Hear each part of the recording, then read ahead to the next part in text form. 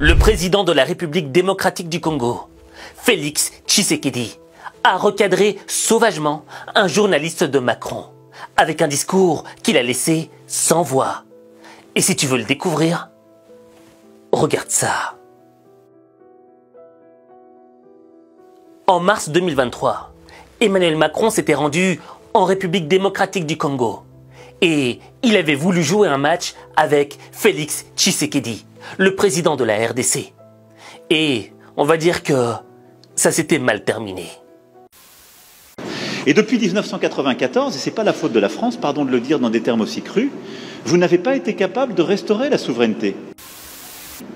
Lorsqu'en France, il y a plusieurs années maintenant, lors des années Chirac, il y a eu un scandale sur des électeurs décédés qu'on a fait voter, on ne parlait pas de compromis à la française. Regardez-nous autrement, en nous respectant, en nous considérant comme de vrais partenaires, et non pas toujours avec un regard paternaliste, avec l'idée de toujours savoir ce qu'il faut pour nous, et non pas pour...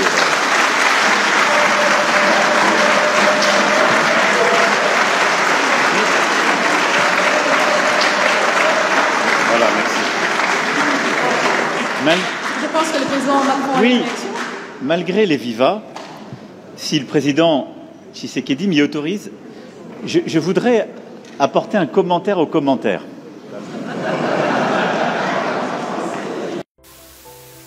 Et aujourd'hui, en mai 2024, c'est Félix Tshisekedi qui s'est rendu en France. Et il a eu une conférence avec Emmanuel Macron. Mais sans match cette fois. Je veux d'abord vous redire tout le bonheur que nous avons de vous avoir en France. Monsieur le Président, je sais que... Je peux comprendre le président Emmanuel Macron. Il n'a pas envie encore de rentrer dans un match avec le président congolais, parce que les élections européennes se profilent. Or, cette fois-ci, c'est un journaliste qui a voulu rentrer dans l'arène du combat, en tentant de piéger le président congolais avec des questions tendancieuses. Mais la réaction du président congolais va le laisser sans voix. Vous avez condamné l'invasion de l'Ukraine par la Russie, mais vous revendiquez la liberté de traiter toujours avec la Russie, n'est-ce pas ? Bien sûr, bien sûr. Aujourd'hui, en France, on a condamné Israël pour certains de ses actes à Gaza. Mais est-ce que ça a empêché la France de garder ses relations avec Israël? Pourquoi est-ce que quand ça arrive aux Africains, on veut les juger? On n'a pas à nous juger. Nous avons le droit d'avoir les amis que nous voulons. Et nous sommes amis à tous ceux qui veulent être nos amis. Bientôt, il y aura à nouveau un forum où les Africains seront conviés avec les Russes. Est-ce que vous irez? Oui, je vais m'y rendre, oui. Ce sera peut-être en juin, je crois. Voilà. Pourquoi maintenir ce lien? Pourquoi est-ce que vous le maintenez, même si tant d'Occidentaux voudraient... Mais parce que le maintiennent aussi. Les Russes veulent de l'amitié avec l'Afrique et avec la RDC. Pourquoi est-ce qu'on va la leur refuser? Il n'y a pas de raison. La progression de Wagner en Afrique ne vous fait pas peur? En tout cas, en République démocratique du Congo, Wagner n'est pas là. Pourquoi est-ce que j'aurais peur pour les autres pays? En tout cas, je n'ai pas vu de massacre ni de pillage de la part chez vous, de Wagner chez moi, donc je n'ai pas à avoir peur. Qui ramassera le plus la mise en Afrique entre la Chine, la Russie, les islamistes? Ça, c'est une bonne question. Les islamistes, d'abord, ils ne sont pas désirés. La Chine et la Russie, eux, ce sont des partenaires et qui viennent par la grande porte. Donc je pense que c'est eux qui rafleront plus la mise. Voilà. Le fait que ce soit au détriment des démocraties ne vous gêne pas? Que ce soit des régimes autoritaires? C'est quoi la démocratie? Alors il y a une différence. Quand on vit dans une démocratie ou dans une dictature, je vous assure qu'il y a une grande différence. C'est vrai que, permettez-moi d'inverser un peu les rôles, c'est quoi la démocratie? Je me suis rendu en Chine au mois de mai dernier, de l'année passée, et donc j'ai vu des Chinois à qui j'ai parlé en aparté, qui m'ont dit qu'ils étaient heureux de vivre dans leur pays et dans le système dans lequel ils sont. Qui suis-je pour aller juger ce système et dire qu'il n'est pas démocratique? C'est malheureux, ils sont déportés, arrêtés, torturés. Voyez-vous ça? Non, je ne sais pas, sincèrement. Oui, Tiananmen, mais c'est une manifestation comme toute autre. Il y en a eu ici. N'y a-t-il pas eu de manifestation à Paris qui ont causé des morts? N'y en a-t-il pas eu? Vous croyez vraiment qu'on a enterré les gens comme à Tiananmen au bord des routes et de cette façon-là, qu'on écrase... Mais moi, vous avez des preuves de tout ça. C'est grave ce que vous dites. Est-ce que ça montre... Moi, je n'ai aucun élément pour dire ce que vous dites. Pourtant, j'ai longtemps vécu en Belgique. J'étais en Belgique à ce moment-là. Je n'ai pas vu ça. Donc moi, je n'ai pas parlé de ces choses-là. Je vous ai dit... moi, je me méfie aujourd'hui des médias parce qu'on peut faire dire tout ce qu'on veut aux médias tant qu'on a les moyens. Ouais. Donc, moi, je regarde les choses avec mes yeux, pas avec les yeux des autres. Évidemment, on pensera que c'est un irrespect des victimes, parce que ce sont quand même des crimes très graves qui ont été pas commis. De preuve qu'il y a des... Vous êtes libre de penser, c'est sûr. votre liberté à vous, mais évidemment, vu d'Occident, on se dit que le Sud global est en train de faire reculer la démocratie. Mais non, quand on entend pas du ça. tout. Mais je vais vous dire aussi une chose, puisqu'on est en train de parler de valeurs.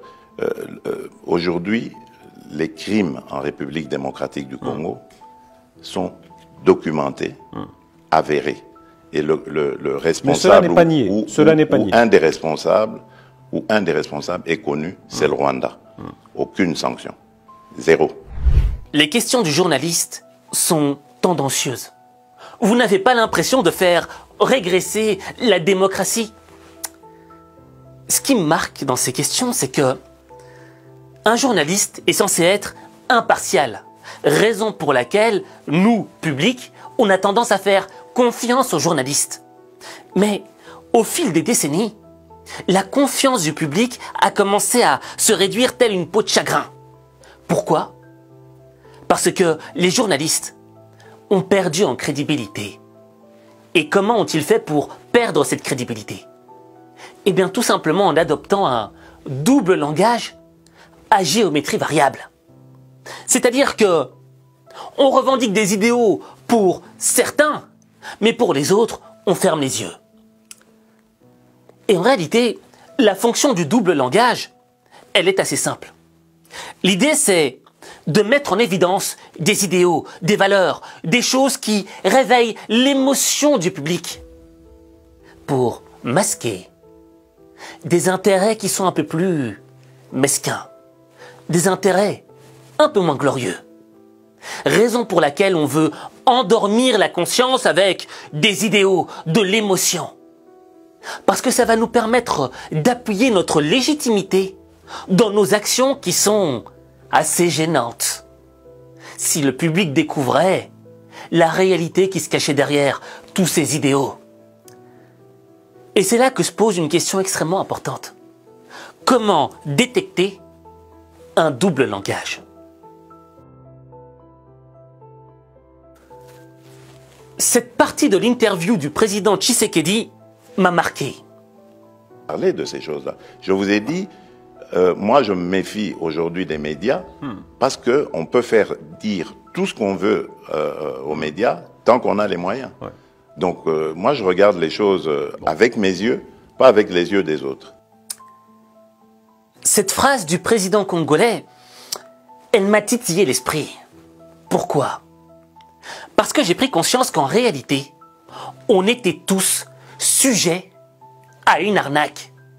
On était tous sujets à subir un endormissement de notre conscience.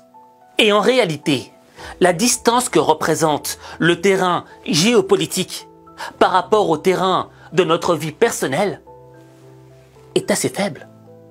Pourquoi? Parce que ce sont les mêmes techniques de manipulation qui sont utilisées. L'objectif est d'endormir notre conscience avec de l'émotion, avec une fausse gentillesse. Et le truc, c'est que il y a toujours un intérêt mesquin derrière. Mais on le découvre à la fin du jeu, à la fin du game. Et l'idée, c'est quoi? C'est d'être capable de distinguer les mots des actes. Car ces deux éléments-là n'ont pas la même valeur. Et moi, il y a une publicité qui m'a marqué à jamais. C'était une publicité japonaise qui vendait des piles. Et pour démontrer que ces piles, c'était pas du blabla, elle avait fait cette publicité.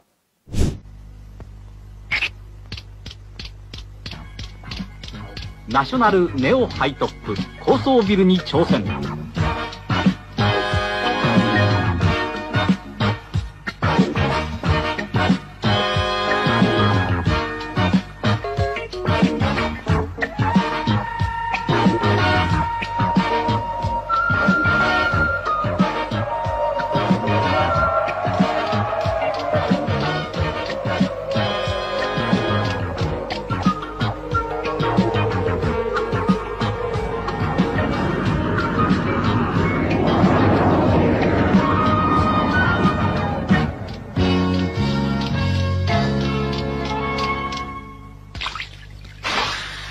見たか長持ち力持ちナショナルネオハイトップ。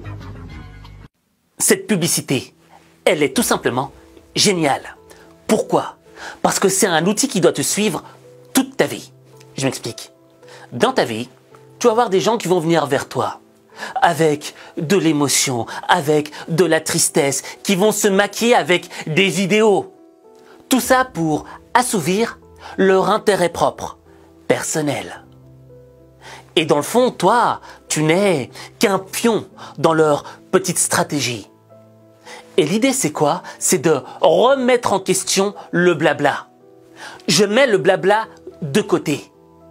Par contre, ce que je veux voir aujourd'hui, ce sont des actes. Je veux voir ce petit bonhomme avec ses piles monter l'échelle. Et si le petit bonhomme s'arrête à 10 cm de l'échelle, tout ce que tu es venu me dire n'est que du blabla. Ça ne m'intéresse pas. Tu vois, on vit dans un monde qui, selon moi, est une véritable jungle. Parce qu'il y a certaines personnes qui sont malignes, parce qu'il y a certaines personnes qui ont des intérêts qui sont d'ordre mesquin, qui savent que l'on est des sujets à une arnaque.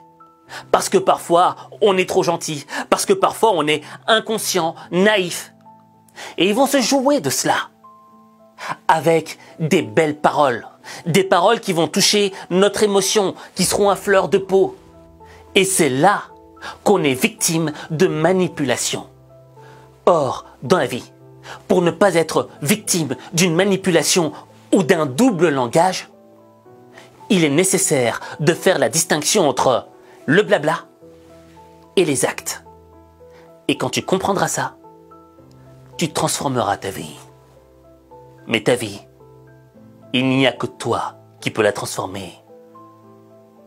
Il n'y a que toi.